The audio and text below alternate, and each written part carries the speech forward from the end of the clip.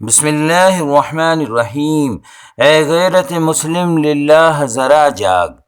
اس ماہ مبارک میں ملت کی کئی بہن بیٹیاں جواں سالہ، بوڑھی، مطلقہ، بیوہ، غریب، در بدر بھٹکتی، صدقہ، زکوٰۃ، عطیات وصول کرتی اور راشن کے لیے گھنٹوں لائنوں میں لگتی نظر آئیں۔ کئی خواتین سے ملنے کا اتفاق بھی ہوا۔ حالات، مسائل، مشکلات سے گھرے چار گھر کے دھونا برتن کر کے اکل حلال کے ساتھ، عزت و آبرو کے تحفظ کے ساتھ زندگی جینا، اپنے بچوں کے مستقبل، تعلیم و ترقی کے لیے فکر مند اور کوشاں بھی نظر آئیں۔ ایسی بھی خواتین ملیں جو حوصلہ شکن خودکشی پر آمادہ، روتی بلکتی، جنہیں اپنوں نے ٹھکرایا، بیٹے، بھائی اور شوہروں نے گھر سے بے گھر کر دیا۔ پھر ایسی خواتین کے نام پر نام نہاد خدمت خلق کے ٹھیکیدار رہزن خوب پیسہ جمع کر کے اپنی آخرت برباد، دنیا آباد کرنے میں کوئی کسر نہیں چھوڑ رہے ہیں۔ مٹھی بھر اناج دے کر ان کے ساتھ فوٹو کھنچوا کر اسے وائرل کرتے ہیں تاکہ اہل ثروت حضرات کو لوٹا جا سکے۔ غریب کی زندگی کی گاڑی وہیں رکی رہتی ہے، البتہ ان کی معاشی رفتار میں کمی نہیں رہتی، سب کچھ دین کے نام پر۔ ہونا تو یہ چاہیے تھا کہ بیت المال کا نظام قائم ہوتا، صدقات، عطیہ، زکوٰۃ کی رقم کے ذریعے غریب، بے سہارا، مجبور خواتین کے لیے روزگار کی باعزت راہیں نکالی جاتی۔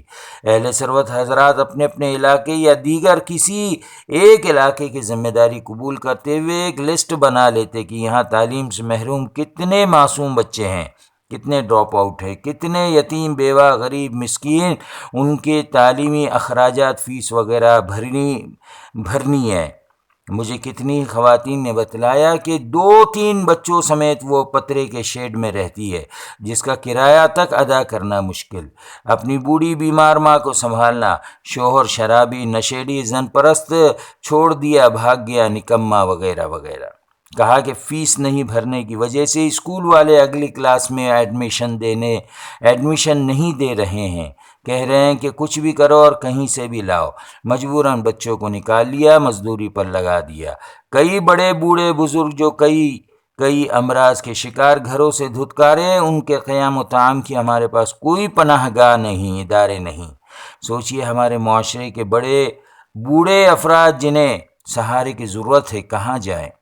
وہ یتیم جن کے سر پر کوئی ہاتھ رکھنے والا نہیں، جو کچرا چن کر بمشکل ایک وقت کی روٹی کھاتے ہیں۔ ہمارے یہاں ایک مالدار صاحب ہیں جنہیں گلی گلی، محلہ محلہ ماربل سے مزین مسجد بنانے کا جنون ہے، کسی کو بار بار عمرہ پر جانے کا شوق، ایک صاحب کو قیمتی گاڑیاں خریدنے کا مرض، کسی کو گھر اور بنگلے کی تزئین و تعمیر کی بیماری، ایک صاحب کو ساری دنیا کی تفریح پر جانے کی گرمی، دبئی اور ان کا گھر گویا گھر آنگن کا رشتہ ہو۔ ایک عید پر کئی قیمتی جوڑے خریدے جاتے ہیں، ہر چیز نئی۔ وہ فرد معاشرہ جنہیں اللہ نے کچھ نوازا ہے، اپنے بننے سنورنے دکھانے پر وقت واحد میں لاکھوں روپے خرچ کر دیتے ہیں۔